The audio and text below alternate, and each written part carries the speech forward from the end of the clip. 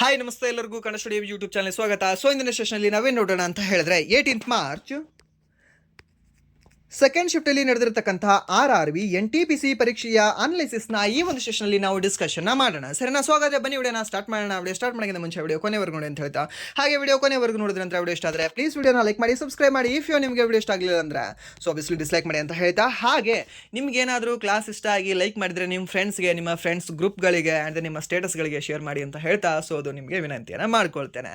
And then next ಇಲ್ಲಿವರೆಗೂ ಮಾಡಿರ್ತಕ್ಕಂಥ analysis ಕ್ಲಾಸ್ಗಳನ್ನು ಯಾರು ನೋಡಿಲ್ಲ, ಇವು ಕರೆಂಟ್ ಅಫೇರ್ಸ್ ಕ್ಲಾಸ್ಗಳನ್ನು ಯಾರು ನೋಡಿಲ್ಲ ಅಲ್ವಾ, ಪ್ಲೀಸ್ ನೀವು ಪ್ಲೇಲಿಸ್ಟಲ್ಲಿ ಹೋಗಿ ಚೆಕ್ ಮಾಡ್ಕೊಂಡು ನೋಡ್ಕೊಳ್ಳಿ. ಆ್ಯಂಡ್ ದೆನ್ ಟೆಲಿಗ್ರಾಮ್ ಲಿಂಕ್ ಸಹ ಕೇಳ್ತಾ ಇದ್ರಿ. ಸೊ ಟೆಲಿಗ್ರಾಮ್ ಲಿಂಕ್ ಏನಿಲ್ಲ, ಇದೇ ವಿಡಿಯೋನ ಡಿಸ್ಕ್ರಿಪ್ಷನ್ ಲಿಂಕಲ್ಲಿ ಇರುತ್ತೆ ನಿಮಗೆ. ಓಕೆ, ಡಿಸ್ಕ್ರಿಪ್ಷನ್ ಇರುತ್ತೆ. ಆ ಡಿಸ್ಕ್ರಿಪ್ಷನಲ್ಲಿ ಲಿಂಕ್ನ ನೀವು ಕ್ಲಿಕ್ ಮಾಡಿದ್ರೆ ಡೈರೆಕ್ಟ್ ನೀವು ಟೆಲಿಗ್ರಾಮ್ಗೆ ಹೋಗ್ತೀರಾ, ಅಲ್ಲಿ ನೀವು ಜಾಯ್ನ್ ಆಗಬಹುದು. ಓಕೆ, ಆ್ಯಂಡ್ ದೆನ್ ನೆಕ್ಸ್ಟ್ ನಿಮಗೆ ಏನಾದರೂ ಅಲ್ಲಿ ಡೌಟ್ಗಳಿತ್ತು ಅಂದರೆ, ಏನಾದರೂ ಟೆಕ್ಸ್ಟ್ ಮಾಡಬೇಕಾಗಿತ್ತು ಅಂದರೆ, ಅಲ್ಲಿ ನೀವು ಟೆಲಿಗ್ರಾಮಲ್ಲಿ ಗ್ರೂಪಿನ ಒಂದು ಐಕಾನ್ ಮೇಲೆ ಕ್ಲಿಕ್ ಮಾಡಿದ್ರೆ ಅಲ್ಲಿ ನಿಮಗೆ ಡಿಸ್ಕ್ರಿಪ್ಷನಲ್ಲಿ ಮತ್ತೆ ಓಪನ್ ಆಗುತ್ತೆ.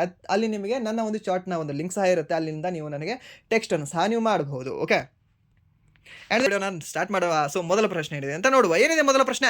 ಪ್ರಸಿದ್ಧ ಮಧ್ಯಕಾಲೀನ ವಿದ್ವಾಂಸ ಮತ್ತು ಪ್ರವಾಸಿ ಅಲ್ ಬೆರೋನಿ ಅವರು ಭಾರತದ ಸಾಮಾಜಿಕ ಮತ್ತು ಸಾಂಸ್ಕೃತಿಕ ಇತಿಹಾಸವನ್ನು ಆಧರಿಸಿ ಯಾವ ಪ್ರಸಿದ್ಧ ಪುಸ್ತಕವನ್ನು ಬರೆದಿದ್ದಾರೆ ಅಂತ. ಯಾರು ಸರ್ ಇವರು? ಪ್ರವಾಸಿಗನಾಗಿರ್ತಕ್ಕಂಥ ಅಲ್ ಬೆರೋನಿ ಅಂತ ಹೇಳ್ತೀವಿ. ಯಾವ ಪುಸ್ತಕ ಬರೆದಿದ್ದಾರೆ ಇವರು? ಯಾವ ಪುಸ್ತಕವನ್ನು ಬರೆದಿರಬಹುದು? ಆಪ್ಷನ್ ಎ ಕೊಟ್ಟಿದ್ದಾರೆ, ಏನು ಶಹನಾಮೆ ಅಂತ ಕೊಟ್ಟಿದ್ದಾನೆ. ಆಪ್ಷನ್ ಬಿ ಕೊಟ್ಟಿದ್ದಾನೆ ರೆಹಲಾ ಅಂತ ಕೊಟ್ಟಿದ್ದಾನೆ. ಆಪ್ಷನ್ ಸಿ ಏನು ಕೊಟ್ಟಿದ್ದಾನೆ? ಕಿತಾಬ್ ಉಲ್ ಹಿಂದ್ ಅಂತ ಕೊಟ್ಟಿದ್ದಾನೆ. ಆಪ್ಷನ್ ಡಿ ಏನು ಕೊಟ್ಟಿದ್ದಾರೆ? ಹುಮಾಯೂನ್ ನಾಮ ಅಂತ ಕೊಟ್ಟಿದ್ದಾರೆ. ಸೊ ಇದಕ್ಕೆ ಸರಿಯಾದ ಉತ್ತರ ಯಾವುದಾಗುತ್ತೆ?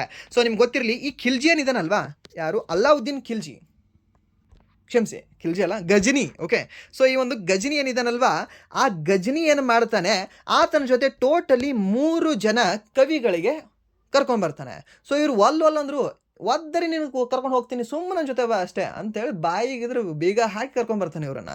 ಯಾರನ್ನ? ಅಲ್ ಬೆರೋನಿಯನ್ನೇ ಆಗಿರಲಿ, ಆ್ಯಂಡ್ ದೆನ್ ಇನ್ನೊಬ್ಬ ಉತ್ಬಿ ಅಂತ ಬರ್ತಾನೆ, ಅವನಾಗಿರಲಿ, ಮತ್ತು ಇನ್ನೊಬ್ಬ ವ್ಯಕ್ತಿ ಯಾರು ಅಂದರೆ ಫಿರ್ದೋಷಿ ಅಂತ ಹೇಳ್ತೀವಿ. ಸರಿನಾ? 3 ವ್ಯಕ್ತಿಗಳು ನೆನ್ಪಿಟ್ಕೊಳ್ಳಿ. ಸೊ ಈ ಕೆಳಗಿನ ಯಾರನ್ನ ಗಜನಿ ಕರ್ಕೊಂಬರಲಿಲ್ಲ ಅಂತ ನಿಮಗೆ ಕೇಳ್ಬೋದು. ಫಸ್ಟ್ ಅಲ್ ಬೆರೋನಿ, ಎರಡನೇದವನು ಯಾನು? ಫಿರ್ದೋಷಿಯ ಬುಕ್ ಯಾವುದು ಅಂದರೆ ಶಹನಾಮ ಅಂತ ಹೇಳ್ತೀವಿ. ಈ ಅಲ್ ಬೆರೋನಿಯ ಬುಕ್ ಯಾವುದು ಅಂದರೆ ಕಿತಾಬ್ ಉಲ್ ಹಿಂದ್ ಅಂತ ಹೇಳ್ತೀವಿ. ಅಂದರೆ 3ನೇ ವ್ಯಕ್ತಿ ಯಾರು ಹೇಳಿದೆ ನಿಮಗೆ? ಈ ಉತ್ಬಿ ಅಂತ ಹೇಳಿದೆ. ಈ ಉತ್ಬಿ ಏನಿದಾನಲ್ವಾ, ಈತ ಒಂದು ಯಾಮಿನಿ ಅನ್ನೋ ಒಂದು ಪುಸ್ತಕ ಬರೀತಾನೆ. ಓಕೆ, ಕಿತಾಬ್ ಎ ಯಾಮಿನಿ ಅಂತ ಬರುತ್ತೆ ಆ ಒಂದು ಪುಸ್ತಕ. ಆ ಯಾಮಿನಿ ಅನ್ನೋ ಒಂದು ಪುಸ್ತಕ ಬರೀತಾನೆ. ಯಾರು? ಈ ಉತ್ಬಿ ಅನ್ನೋನು. ಸೊ ಈ ಉತ್ಬಿ ಬಗ್ಗೆ ನಿಮಗೆ 2013 ಕರ್ನಾಟಕ ಗ್ರೂಪ್ ಬಿ ಎಕ್ಸಾಮಲ್ಲಿ ಕೇಳಿದ್ದಾನೆ ಇದನ್ನು, ಉತ್ಬಿ ಬಗ್ಗೆ. ಓಕೆ, ಸೊ ಆತನ ಒಂದು ಪುಸ್ತಕ ನೆನ್ಪಿಟ್ಕೊಳ್ಳಿ. ಆ್ಯಂಡ್ ನೆಕ್ಸ್ಟ್ ಒಂದು ಫಿರ್ದೋಷಿ ಬಗ್ಗೆ ಸಾಕಷ್ಟು ಎಕ್ಸಾಮಲ್ಲಿ ಕೇಳಿದ್ದಾನೆ, ಶಹನಾಮ, ಅದನ್ನು ನೆನ್ಪಿಟ್ಕೊಳ್ಳಿ. ಆ್ಯಂಡ್ ನೆಕ್ಸ್ಟ್ ಒಂದು ಅಲ್ ಬೆರೋನಿಯ ಪುಸ್ತಕ ಯಾವುದು ಅಂದರೆ ಒಂದು ಕಿತಾಬ್ ಉಲ್ ಹಿಂದ್ ಅಂತ ಹೇಳ್ತೀವಿ. ಯಾವುದು? Option C. ಇಷ್ಟೇ. ಓಕೆ, ಸಿಂಪಲ್, ಇಷ್ಟು ನೆನ್ಪಿಟ್ಕೊಳ್ಳಿ ಸಾಕು ನಿಮಗೆ. ಆ್ಯಂಡ್ ನೆಕ್ಸ್ಟ್ ಒಂದು ಹುಮಾಯೂನ್ ನಾಮ ಪುಸ್ತಕ ಬರೆದಿರ್ತಕ್ಕಂಥ ವ್ಯಕ್ತಿ ಯಾರು? ಸರ್ ಹುಮಾಯೂನ್ನೇ ಬರೆದಿದ್ದಾನೆ, ಹೌದಾ? ಅಲ್ಲ, ಗುಲ್ಬದೀನ್ ಬೇಗಂ ಬರೆದಿದ್ದಾಳೆ. ಗುಲ್ಬದೀನ್ ಬೇಗಂ ಯಾರು? ಸರ್ ಗುಲ್ಬದೀನ್ ಬೇಗಂ ಈ ಒಂದು ಹುಮಾಯೂನನ ಸಹೋದರಿ ಅಂತ ಹೇಳ್ತೀವಿ. ಮೀನ್ಸ್ ಈ ಬಾಬರ್ನ ಮಗಳು ಅಂತ ಹೇಳ್ತೀವಿ. ಸೊ ಬಾಬರ್ನ ಮಗಳಾಗಿರ್ತಕ್ಕಂತಹ, ಪ್ರೀತಿಯ ಮಗಳಾಗಿರ್ತಕ್ಕಂತಹ ಗುಲ್ಬದೀನ್ ಬೇಗಂ ಅವಳ ಸಹೋದರನಾಗಿರ್ತಕ್ಕಂಥ ಹುಮಾಯೂನನ ಬಗ್ಗೆ ಹುಮಾಯೂನ್ ನಾಮ ಅನ್ನೋ ಒಂದು ಪುಸ್ತಕವನ್ನು ಬರೆದಿದ್ದಾಳೆ. ಸರ್ ಹಾಗಾದರೆ ಬಾಬರ್ ನಾಮ ಇದ್ರೇನೋ ಅವ್ರ ಅಕ್ಕ ಬರೆದಿದ್ದಳ? ಬಾಬರ್ ನಾಮವನ್ನು ಸ್ವತಃ ಬಾಬರ್ ಖುದ್ದಾಗೆ ಬರೆದಿದ್ದ. ಸೊ ಯಾವ ಭಾಷೆಯಲ್ಲಿ ಬರೆದಿದ್ದ? ತುರ್ಕಿಶ್ ಭಾಷೆಯಲ್ಲಿ ಬರೆದಿದ್ದ. ಹಾಗಾದರೆ ಸರ್ ಅಕ್ಬರ್ ನಾಮ ಏನು? ಅಕ್ಬರ್ನೇ ಬರೆದಿದ್ದ? ಅಲ್ಲಿ ಸಹ ಮತ್ತೆ ಬೇರೆಯವರು ಬರೆದಿರ್ತಾರೆ. ಯಾರು? ಅಬುಲ್ ಫಜಲ್ ಅವರು ಬರೆದಿರ್ತಾರೆ. ಯಾರು? ಅಬುಲ್ ಫಜಲ್ ಅಕ್ಬರ್ ನಾಮ ಬರೀತಾನೆ. ಸೊ ಟೋಟಲಿ ಅದು 3 ಭಾಗಗಳಲ್ಲಿ ಅದು ವಿಂಗಡಣೆ ಮಾಡಲಾಗಿದೆ. ಓಕೆ, ಸೊ ಬಾಲ್ಯ, ಆ್ಯಂಡ್ ದೆನ್ ಆತನ ಒಂದು ಮಿಡಲ್ ಏಜಲ್ಲಿ, ಆ್ಯಂಡ್ ನೆಕ್ಸ್ಟ್ ಆತನ ಯುದ್ಧಗಳದು, ಸೊ ಅದೆಲ್ಲ ಸಹ ಸಾಂಸ್ಕೃತಿಕ ಎಲ್ಲ ಸಹ ಬರ್ತಿದ್ದಾರೆ. ಸೊ ಅದನ್ನು ಸಹ ನೆನಪಿಟ್ಕೊಳ್ಳಿ. ಆ್ಯಂಡ್ ನೆಕ್ಸ್ಟ್ ಇನ್ನೊಂದು ಬರುತ್ತೆ ಜಹಾಂಗೀರ್ ನಾಮ ಅಂತ. ಜಹಾಂಗೀರ್ ನಾಮ ಯಾರು ಬರ್ತಿದ್ದಾರೆ? ಸರ್ ಜಹಾಂಗೀರ ಬರ್ತಿದ್ದಾನೆ? ಹೌದು, ಜಹಾಂಗೀರ ಖುದ್ದಾಗಿ ಬರ್ತಿದ್ದಾನೆ. ಓಕೆ, ಏನಿಲ್ಲ, ಜ್ಯೂಸ್ ಹಾಕೋದು, ಬುಕ್ ಬರೆಯೋದು, ಸೊ ಇಷ್ಟು ಮಾಡಿಬಿಟ್ಟಿದ್ದಾನೆ. ಯಾರು? ಜಹಾಂಗೀರ. ಸೊ ಆತನೇ ಹೇಳಿದ್ದಾನೆ,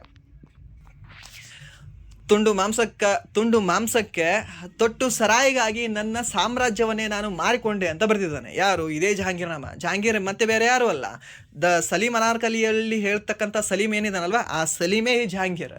ಓಕೆ, ಜಹಾಂಗೀರ್ನ ಪೂರ್ವದ ಹೆಸರೇನು ಅಂದರೆ ಸಲೀಂ. ಇಷ್ಟೆಲ್ಲ ನೆನಪಿಟ್ಕೊಳ್ಳಿ, ಹಿಸ್ಟ್ರಿಯಲ್ಲಿ ನಿಮಗೆಲ್ಲ ಸಹ ಬರುತ್ತೆ.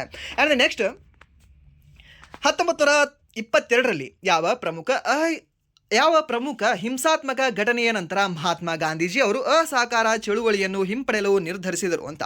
ಸರ್ ಇಲ್ಲ ಸರ್, ಈ ಒಂದು ಫೆಬ್ರವರಿಯಲ್ಲಿ ಚೌರಿ ಚೌರ ಘಟನೆ ಆಗುತ್ತೆ. ಸೊ ಚೌರಿ ಚೌರ ಘಟನೆಯಲ್ಲಿ ಏನು ಮಾಡ್ತಾರೆ, ಈ ರೈತರು ಅಥವಾ ನಮ್ಮ ಭಾರತೀಯ ಒಂದು ಹೋರಾಟಗಾರರೇನು ಇರ್ತಾರಲ್ವ, ಸೊ ಅವ್ರ ಮೇಲೆ ಈ ಬ್ರಿಟಿಷ್ ಶೂಟ್ ಮಾಡ್ತಾರೆ. ಸೊ ಶೂಟ್ ಮಾಡ್ತಾರೆ, ಇವ್ರು ರಿಟರ್ನ್ ಏನು ಮಾಡ್ತಾರೆ, ಇವರಿಗೆ ಬೆನ್ನು ಹಟ್ತಾರೆ. ಯಾರಿಗೆ? ಈ ಒಂದು ಬ್ರಿಟಿಷ್ನ ಸೈನಿಕರಿಗೆ. ಸೊ ಅವ್ರು ಏನು ಮಾಡ್ತಾರೆ, ಹೋಗಿ ಒಂದು ಪೊಲೀಸ್ ಸ್ಟೇಷನಲ್ಲಿ ಲಾಕ್ ಮಾಡ್ಕೊಂಡು ಕೂಡ್ತಾರೆ. ಸೊ ಇವರು KGF ರಾಕಿ ಬಾಯ್ ಆಗಿರಲಿಲ್ಲ, ಹೊರಗಡೆ ಒಂದು ಗನ್ ತೊಗೊಂಡು ಸುಮ್ಮನೆ ಶೂಟ್ ಮಾಡೋಕ್ಕೆ. ಸೊ ಅವ್ರೇನು ಮಾಡ್ತಾರೆ, ಬೆಂಕಿನೇ ಹಚ್ಚಿ ಸುಮ್ಮನೆ ಇದ್ರೆ ಹೊರಗಡೆ ಕಾಯಿಸ್ತಾ ಕೂತ್ಕೊಂಡ್ಬಿಡ್ತಾರೆ. ಸೊ ಆ ಘಟನೆಯನ್ನು ನಾವು ಚೌರಿ ಚೌರ ಘಟನೆ ಅಂತ ಹೇಳ್ತೀವಿ. ಸೊ ಆ ಒಂದು ಘಟನೆಯಲ್ಲಿ ನಮ್ಮ ಭಾರತೀಯರದ್ದು ಯಾರ್ದೂ ಸಹ ತಪ್ಪಿಲ್ಲ ಅಂತ ಹೇಳಿದವರೇ ಯಾರು ಅಂತ ಅಂದರೆ ಸುಭಾಷ್ ಚಂದ್ರ ಬೋಸ್ ಅವರು ಅಂತ ಹೇಳ್ತೀವಿ. ಆ್ಯಂಡ್ ದೆನ್ ಜವಾಹರ್ಲಾಲ್ ನೆಹರು ಅವರು ಸಹ ಹೇಳ್ತೇವೆ. ಸೊ ಇದು ಸಹ ನೀವು ನೆನ್ಪಿಟ್ಕೊಳ್ಳಿ, ಯಾವುದು ಚೌರಿ ಚಾರಾ ಘಟನೆ ಅಂತ ಹೇಳ್ತೀವಿ. ಆ್ಯಂಡ್ ನೀವು ಒಂದು ಜಲಿಯನ್ ವಾಲಾ ಬಾಗ್ ಘಟನೆ ನಡೆದಿರುತ್ತೆ ಯಾವಾಗ 1919ರಲ್ಲಿ ಇದು ನಡೀತದೆ. ಓಕೆ, ಸೊ ನಮ್ಮ ಭಾರತೀಯರನ್ನ ಕೊಲ್ತಾರೆ. ಸೊ ಇಲ್ಲಿ ಒಂದು ಜಲಿಯನ್ ವಾಲಾ ಭಾಗದಲ್ಲಿ, ಎಲ್ಲಿ ಪಂಜಾಬಲ್ಲಿ ಕಂಡುಬರುತ್ತೆ ಇದು. ಆ್ಯಂಡ್ ನೆಕ್ಸ್ಟ್ ಇದಕ್ಕೆ ಸರಿ ಉತ್ತರ ಯಾವುದಂದ್ರೆ ಆಪ್ಷನ್ ಬಿ ಅಂತ ಹೇಳ್ತೀವಿ. ಆ್ಯಂಡ್ ನೆಕ್ಸ್ಟ್ ಪ್ರಶ್ನೆ, ಒಂದು ಗಾಂಧಿ 1931ರಲ್ಲಿ ಗಾಂಧಿ ಇರ್ವಿನ್ ಒಪ್ಪಂದಕ್ಕೆ ಸಹಿ ಹಾಕಿದ ಪರಿಣಾಮವಾಗಿ ಯಾವ ಪ್ರಮುಖ ಭಾರತೀಯ ಸ್ವಾತಂತ್ರ್ಯ ಚಳುವಳಿಯನ್ನು ಹಿಂಪಡೆಯಲಾಯಿತು ಅಥವಾ ಸ್ಥಗಿತಗೊಳಿಸಲಾಯಿತು ಅಂತ ಯಾವುದು ಅಂದರೆ ನಾಗರಿಕ ಅಸಹಕಾರ ಚಳುವಳಿ ಅಂತ ಹೇಳ್ತೀವಿ. ಯಾವುದು? ನಾಗರಿಕ ಅಸಹಕಾರ ಚಳವಳಿ, ಸವಿನಯ ಅವಿಧೇಯತಾ ಚಳವಳಿ ಅಂತ ಕೊಟ್ಟಿದ್ದಾರೆ. ಸೊ ಮೀನ್ಸ್ ಇದು ಸಹ ನಿಮ್ಗೆ ಕರೆಕ್ಟ್ ಆಗುತ್ತೆ. ಮೀನ್ಸ್ ಇಲ್ಲೇನಿದೆಯಲ್ಲ, ಸವಿನಯ ಅಂದರೆ ನಾಗರಿಕ, ಅಸಹಕಾರ ಚಳವಳಿ. ಓಕೆ, ಸೊ ಇದನ್ನು ನೀವು ಹೇಳ್ಬೋದು. ಸೊ ಇದಕ್ಕೆ ಆಪ್ಷನ್ ಸಿ ಇದಕ್ಕೆ ಸರಿಯಾದ ಉತ್ತರ ಆಗುತ್ತೆ. ಸೊ ಇಲ್ಲಿ ಗಾಂಧಿ ಇರ್ವಿನ್ ಒಪ್ಪಂದ ಏನಾಗುತ್ತಲ್ವ, ಈ ಒಂದು ಗಾಂಧಿ ಇರ್ವಿನ್ನ ಒಪ್ಪಂದದ ಬದಲಾಗಿಯೇ ಈ ಗಾಂಧೀಜಿಯವರು ಎರಡನೇ ಈ ರೌಂಡ್ ಟೇಬಲ್ ಮೀಟಿಂಗ್ ಕಾನ್ಫರೆನ್ಸ್ಗೆ ಹೋಗ್ತಾರೆ. ಓಕೆ, ಸೊ ಅಲ್ಲೇ ಇವರನ್ನ ಅರೆಬೆತ್ತಲೆಯ ಫಕೀರ ಅಂತ ವಿನ್ಸ್ಟನ್ ಚರ್ಚೆಲ್ಲ ಸಹಿ ಮಾಡ್ತಾನೆ. ಸೊ ರಿಟರ್ನ್ ಇವ್ರು ಬರ್ತಾರೆ, ಬೇಡ ಗುರು ನಿಮ್ಮ ಸವಾಸ ಬೇಡ ನಾನು ರಿಟರ್ನ್ ಬರ್ತೀನಿ ಅಂತ ಬರ್ತಾರೆ. ಆ್ಯಂಡ್ ದೆನ್ ನೆಕ್ಸ್ಟ್ ಇಲ್ಲಿ ಬಂದು ಸಹ ಇವರು ಧರಣಿಯನ್ನು ಕೂತ್ಕೊಳ್ತಾರೆ ಇಲ್ಲಿ ಜೈಲಲ್ಲಿ. ಓಕೆ, ಎಲ್ಲಿ ಯರವಾಡ ಜೈಲಲ್ಲಿ ಅಂತ ಹೇಳ್ತೀವಿ. ಆ್ಯಂಡ್ ದೆನ್ ನೆಕ್ಸ್ಟ್ ಈ ಒಂದು ಒಪ್ಪಂದದ ಭಾಗವಾಗಿ ಆ್ಯಕ್ಚುಲಿ ಯಾರನ್ನ ಅಂತಂದರೆ ಈ ರಾಜ್ಗುರು ಭಗತ್ ಸಿಂಗ್ ಸುಖದೇವ್ ಅವ್ರನ್ನ ಬಿಡಬೇಕಾಗಿರುತ್ತೆ, ಬಟ್ ಬಿಡಲ್ಲ. ಬಟ್ ಇವ್ರು ಇಲ್ಲಿ ಏನು ಹೇಳಿರ್ತಾರೆ ಗಾಂಧಿ ಅಂತಂದರೆ, ತಪ್ಪು ಮಾಡಿದವ್ರನ್ನ, ಮೀನ್ಸ್ ಹಿಂಸಾತ್ಮಕ ಮಾಡಿದವ್ರನ್ನ ಬಿಟ್ಟು ಈ ಅಹಿಂಸೆಯಿಂದ ಹೋರಾಟ ಮಾಡಿದವ್ರನ್ನ ಬಿಟ್ಬಿಡಿ ಅಂತ ಹೇಳ್ತಾರೆ. ಸೊ ಆ ಕಾರಣಕ್ಕಾಗಿ ಇಲ್ಲಿ ರಾಜ್ಗುರು, ಭಗತ್ ಸಿಂಗ್, ಸುಖದೇವ್ ಈ ಮೂರನ್ನು ಸಹ ಗಲ್ಲಿ ಹಾಕ್ತಾರೆ. ಯಾವಾಗ ಗಲ್ಲಿ ಹಾಕ್ತಾರೆ?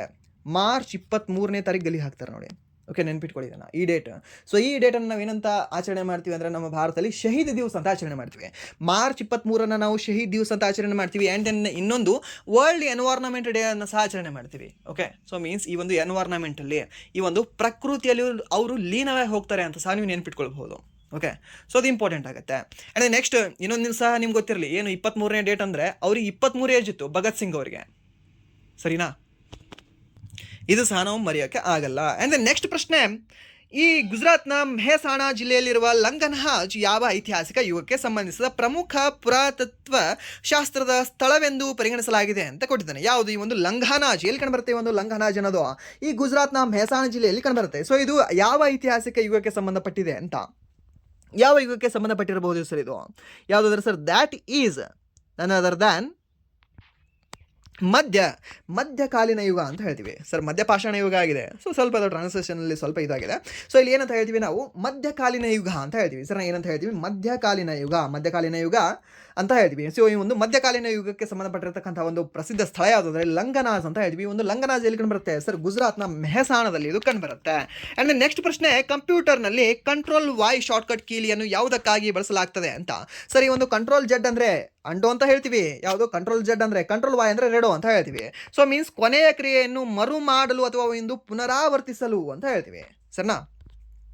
ಮರು ಮಾಡಲು ಅಥವಾ ಈ ಒಂದು ಪುನರಾವರ್ತಿಸಲು ನಾವೇನಂತ ಬಳಸ್ತೀವಿ? ಕಂಟ್ರೋಲ್ ವಾಯನ್ನು ಬಳಸ್ತೇವೆ. ಓಕೆ, ಸೊ ಇದು ಸಹ ನಿಮ್ಗೆ ಗೊತ್ತಿರಲಿ. ಆ್ಯಂಡ್ ನೆಕ್ಸ್ಟ್,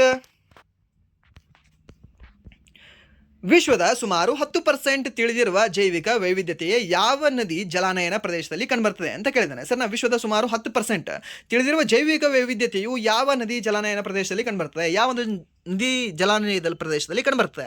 ಯಾವುದು ನದಿ ಅದು? ಯಾವುದು ಅಂದರೆ ಆಪ್ಷನ್ ಎ ನೈಲ್ ನದಿ ಜಲಾನಯನ, ಆಪ್ಷನ್ ಬಿ ಗಂಗಾ ನದಿ ಜಲಾನಯನ, ಆಪ್ಷನ್ ಸಿ ಅಮೆಜಾನ್ ನದಿ, ಆಪ್ಷನ್ ಡಿ ಏನಂದರೆ ಕಾಂಗೋ ನದಿ ಅಂತ ಕೊಟ್ಟಿದ್ದಾರೆ. ಸೊ ಇದಕ್ಕೆ ಸರಿಯಾದ ಉತ್ತರ ಯಾವುದಾಗುತ್ತೆ? ಯಾವುದು ಅಂದರೆ ಅವಾಗ ನಾವು ಹೇಳಬೇಕಾಗಿತ್ತು sir, that is none other than Amazon ನದಿ ಜಲಾನಯನ ಪ್ರದೇಶ ಅಂತ ಹೇಳ್ತೀವಿ.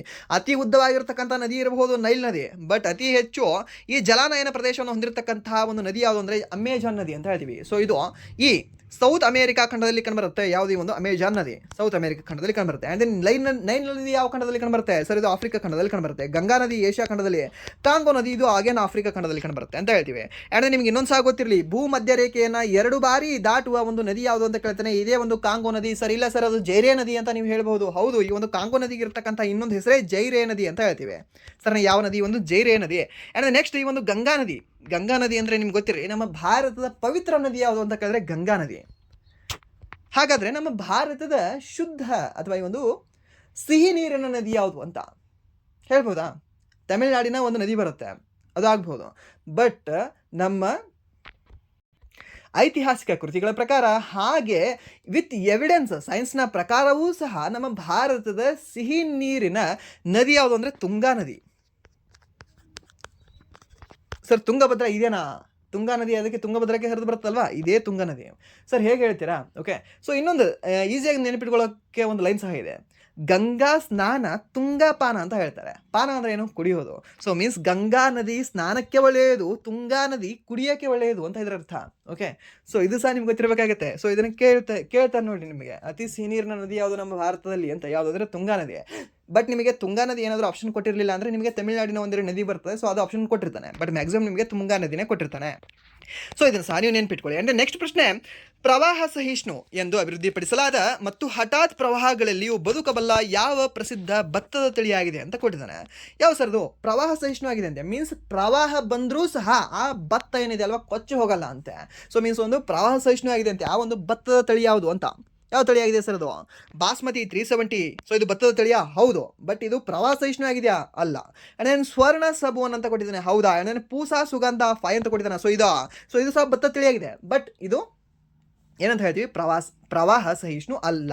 ಅಂಡ್ ನೆಕ್ಸ್ಟ್ ಇನ್ನೊಂದು ಏನು ಕೊಟ್ಟಿದ್ದಾನೆ? ಆಪ್ಷನ್ ಡಿ, ಜಯ ಅಂತ ಕೊಟ್ಟಿದ್ದಾನೆ. ಹೌದು, ಜಯ ಅನ್ನೋದು ಸಹ ನಿಮಗೆ ಭತ್ತದ ತಳಿನೇ ಆಗಿದೆ. ಯಾವುದು? ಜಯ.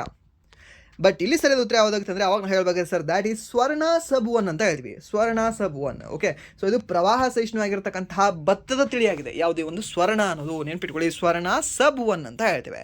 ಸೊ ಅದನ್ನು ಸಹ ನೀವು ನೆನ್ಪಿಟ್ಕೊಳ್ಳಿ. ಅಂದರೆ ನೆಕ್ಸ್ಟ್ ಪ್ರಶ್ನೆ, ಕಾರ್ಬನ್ ಕ್ರೆಡಿಟ್ ಪರಿಕಲ್ಪನೆಯೇ ಮತ್ತು ವಾರ್ಷಿಕ ವರದಿಯನ್ನು ವೈಜ್ಞಾನಿಕವಾಗಿ ಯಾರು ಪ್ರಸ್ತುತಪಡಿಸುತ್ತಾರೆ ಅಂತ? ಯಾರು ಅಂದರೆ ಸರ್ ಈ ಒಂದು ಗ್ಲೋಬಲ್ ಕಾರ್ಬನ್ ಪ್ರಾಜೆಕ್ಟ್ ಅವರು ಇದನ್ನು ಪ್ರಸ್ತುತಪಡಿಸ್ತಾರೆ, ಯಾವುದೇ ಒಂದು ಕಾರ್ಬನ್ ಬಜೆಟನ್ನು.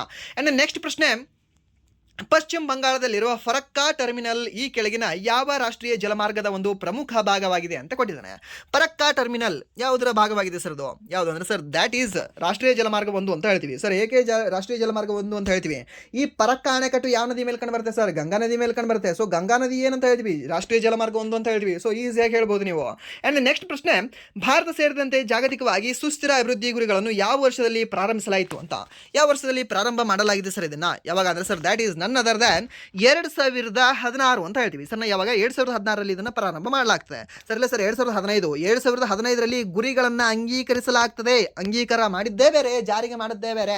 ಸೊ ಜಾರಿಗೆ ಮಾಡಿದ್ದು 2016ರಲ್ಲಿ, ಅಂಗೀಕಾರ ಮಾಡಿದ್ದು 2015ರಲ್ಲಿ. ಎಷ್ಟು ಈ ಒಂದು ಗುರಿಗಳು ಅಂತ ಕೇಳಿದ್ರೆ ಟೋಟಲಿ 17 ಗುರಿಗಳು ಅಂತ ಹೇಳ್ತೀವಿ.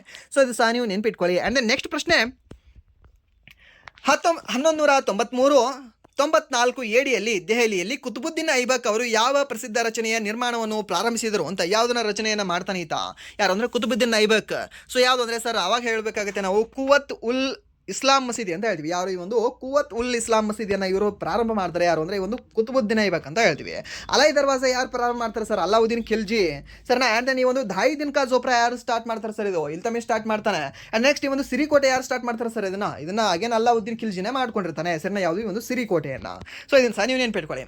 ಸಿರಿ ಆ್ಯಪಲ್ ತರೋಕ್ಕಿಂತ ಮುಂಚೆ ಅಲಾವುದ್ದೀನ್ ಖಿಲ್ಜಿ ಯಾವಾಗಲೂ ಶತಮಾನಗಳ ಹಿಂದೆ ತಂದಿದ್ದ ನೋಡಿ. ಓಕೆ, ಸೊ ಇದನ್ನು ಸಹ ಈಗ ನೆನ್ಪಿಟ್ಕೊಳ್ಳಿ. ಆ್ಯಂಡ್ ನೆಕ್ಸ್ಟ್, ಕೇಂದ್ರ ಬಜೆಟ್ 2025-26ರ ಪ್ರಕಾರ ವಿಮಾ ವಲಯದಲ್ಲಿ ಪ್ರತ್ಯಕ್ಷ ವಿದೇಶಿ ಹೂಡಿಕೆಯ ಮಿತಿಯನ್ನು 74% ಎಷ್ಟಕ್ಕೆ ಹೆಚ್ಚಿಸಲಾಗಿದೆ? ಸೊ ಇದನ್ನು ಸಹ ನಾವು ಕರೆಂಟ್ ಅಫೇರ್ಸ್ ಕ್ಲಾಸಲ್ಲಿ ನೋಡ್ಕೊಂಡಿದ್ದೀವಲ್ವಾ? ಸೊ ಹಾಗಾದ್ರೆ ಎಷ್ಟು ಪರ್ಸೆಂಟ್ ಆಗುತ್ತೆ? ಎಷ್ಟು ಪರ್ಸೆಂಟ್ ಅಂದರೆ ಸರ್ ನನ್ other than 100% sir. Okay, so means ಈ ಒಂದು FDA, ಓಕೆ, ಈ ಒಂದು FDA ಒಂದು ಮಿತಿಯನ್ನು 74% ಇತ್ತು ಮೊದಲು. ಇವಾಗ ಏನು ಮಾಡಿದ್ದಾರೆ ಅಂದರೆ 100% ನೀವು FDA ಹಾಕಿ ಸರ್ ಅಂತ ಹೇಳ್ಬಿಟ್ಟಿದ್ದಾರೆ. ಓಕೆ, ಸೊ ಯಾವುದರಲ್ಲಿ? ಈ ಒಂದು ವಿಮಾ ಕ್ಷೇತ್ರದಲ್ಲಿ, ವಿಮಾ ವಲಯದಲ್ಲಿ. ನೆನ್ಪಿಟ್ಕೊಳ್ಳಿ, ಇದು ಇಂಪಾರ್ಟೆಂಟ್ ಆಗುತ್ತೆ. ಇದು ಕೇಳಿದ್ದೇನೆ ಯಾಕಂದ್ರೆ ಇದನ್ನು ನಾವು ಆಲ್ರೆಡಿ ಕ್ಲಾಸಲ್ಲಿ ಮಾಡಿದಾಗ ಸಹ ಹೇಳಿದ್ದೀನಿ. ಯಾಕಂದರೆ ಮತ್ತೆ ಅದಕ್ಕಿಂತ ಬೇರೆ ಕ್ಲಾಸ್ಗಳಲ್ಲಿ ಸಹ ಇದನ್ನು ನೀವು ಹೇಳಿದ್ದೇನೆ. ಓಕೆ, ಸೊ ಅದಕ್ಕೆ ಇದನ್ನು ನೀವು ನೆನ್ಪಿಟ್ಕೊಳ್ಳಿ. ಸರ್ ಈ ಬಜೆಟಲ್ಲಿ ನೀವು ಕ್ಲಾಸಲ್ಲಿ ಹೇಳಿಲ್ಲ ಇದು, ಯಾಕಂದರೆ ಇದು ಲಾಸ್ಟ್ ವರ್ಷದ ಬಜೆಟ್ ಆಗಿತ್ತು. ಲಾಸ್ಟ್ ವರ್ಷದಲ್ಲಿ ನಿಮಗೆ ಸಾಕಷ್ಟು ಕ್ಲಾಸ್ಗಳಲ್ಲಿ ಇದನ್ನು ಹೇಳಿದ್ದೇನೆ. ಓಕೆ, ಸೊ ನಿಮಗೆ ನೆನಪಿರುತ್ತೆ ಅಂತ ಅನ್ಕೊಂಡಿದ್ದೀನಿ. ಸೊ ಅದಕ್ಕೆ ಸರ್ ಉತ್ತರ ಯಾವುದಾಗುತ್ತೆ ಅಂದರೆ ಆಪ್ಷನ್ ಸಿ 100% ಅಂತ ಹೇಳ್ತೀವಿ. ಅಂದರೆ ನೆಕ್ಸ್ಟ್ ಪ್ರಶ್ನೆ, ಈ ಒಂದು ಭಾರತೀಯ ಸಂವಿಧಾನದ ಅನುಚ್ಛೇದ 39A ಪ್ರಮುಖ ನಿಬಂಧನೆ ಯಾವುದು ಅಂತ? ಸೊ ಇದಕ್ಕೆ ಸರಿಯಾದ ಉತ್ತರ ಯಾವುದು ಅಂದರೆ ಸಮಾನ ನ್ಯಾಯ ಮತ್ತು ಉಚಿತ ಕಾನೂನು ಸಹಾಯ ಅಂತ ಹೇಳ್ತೀವಿ. ಯಾಕಂದರೆ ನೀವು ಒಂದು ಸಮಾನ ಕೆಲಸಕ್ಕೆ ಸಮಾನ ವೇತನದ ವಿಧಿ ಯಾವುದು ಅಂದರೆ 39D ಅಂತ ಹೇಳ್ತೀವಿ. ಯಾವುದು? 39D. ಇದನ್ನು ಕೇಳಿದ್ದಾನೆ ಎರಡು ಸಹ ನೆನ್ಪಿಟ್ಕೊಳ್ಳಿ. 39A ಅಂದರೆ ಈ ಸಮಾನ ನ್ಯಾಯ ಮತ್ತು ಉಚಿತ ಕಾನೂನು ಸಹಾಯ ಅಂತ ಹೇಳಿದ್ರೆ 39D ಏನಂತಂದರೆ ಅದಕ್ಕೆ ಸಮಾನ ಕೆಲಸಕ್ಕೆ ಸಮಾನ ವೇತನ ಅಂತ ಹೇಳ್ತೇವೆ. ಯಾವುದು? ಡಿ ಅನ್ನೋದು. ಆ್ಯಂಡ್ ನೆಕ್ಸ್ಟ್ ಪ್ರಶ್ನೆ, ಈ ಆರ್ಥಿಕ ವರ್ಗೀಕರಣ ಪ್ರಕಾರ ಪ್ರವಾಸೋದ್ಯಮವು ಪ್ರಾಥಮಿಕವಾಗಿ ಯಾವ ವಲಯದ ಅಡಿಯಲ್ಲಿ ಬರ್ತದೆ ಅಂತ? ಪ್ರವಾಸೋದ್ಯಮ ಸರ್ ಇದು. ಪ್ರವಾಸೋದ್ಯಮಕ್ಕೆ ನಿಮ್ಗೇನಾದರೂ ಕೈಯಲ್ಲಿ ಏನಾದರೂ ಅವರು ವಸ್ತುವನ್ನು ಕೊಡ್ತಾರಾ? ಮಾರಾಟ ಮಾಡ್ತಾರಾ? ಮಾಡಲ್ಲ. ಜಸ್ಟ್ ಶೋ ಮಾಡ್ತಾರೆ ನಿಮಗೆ. ಕರ್ಕೊಂಡು ತಿರುಗಾಡಿಸಿ ಬರ್ತಾರೆ. ಸೊ ಮೀನ್ಸ್ ಪ್ರವಾಸೋದ್ಯಮ ಅನ್ನೋದು ಏನಾಗಿದೆ, ಸೊ ಮೀನ್ಸ್ ನಿಮಗೆ ಅವ್ರು ಏನೂ ಸಹ ಕೈಯಲ್ಲಿ ಒಂದು ವಸ್ತುವನ್ನು ಕೊಡದೇ ಇದ್ದರೆ, ಅವ್ರು ಏನೂ ಸಹ ನಿಮಗೆ ಪ್ರಾಡಕ್ಟನ್ನು ಸೆಲ್ ಮಾಡದೇ ಇದ್ದರೆ, ಅವಾಗ ನಾವು ಅದನ್ನು ಏನಂತ ಹೇಳ್ತೀವಿ sir, that is none other than ಈ ಒಂದು ತೃತೀಯ ವಲಯ ಅಂತ ಹೇಳ್ತೀವಿ. ಸೊ ಅವ್ರು ಏನಾದರೂ ಪ್ರಾಡಕ್ಟನ್ನು ರೆಡಿ ಮಾಡ್ತಾ ಇದ್ದರೆ ಅದಕ್ಕೆ ನಾವು ದ್ವಿತೀಯ ವಲಯ ಅಂತ ಹೇಳ್ತೀವಿ, ಈ ಒಂದು ಸೆಕೆಂಡ್ರಿ ಸೆಕ್ಟರ್ ಅಂತ ಹೇಳ್ತೀವಿ. ಆ್ಯಂಡ್ ದೆನ್ ಆ ಒಂದು ಪ್ರಾಡಕ್ಟನ್ನು ರೆಡಿ ಮಾಡೋಕ್ಕೆ ಬೇಕಾಗಿರ್ತಕ್ಕಂಥ ಕಚ್ಚಾ ವಸ್ತುಗಳು ಅಲ್ಲಿ ರೆಡಿ ಆಗ್ತಾ ಇತ್ತು, ಅದನ್ನು ನಾವು ಪ್ರಾಥಮಿಕ ವಲಯ ಅಂತ ಹೇಳ್ತೀವಿ. ಮೀನ್ಸ್ ಕೃಷಿ ಅಂತ ಹೇಳ್ತೀವಿ, ಅಗ್ರಿಕಲ್ಚರ್ ಅಂತ ಹೇಳ್ತೀವಿ, ಆ್ಯಂಡ್ ದೆನ್ ಗಣಿ ಅಂತ ಹೇಳ್ತೀವಿ, ಮೀನುಗಾರಿಕೆ ಅಂತ ಹೇಳ್ತೀವಿ.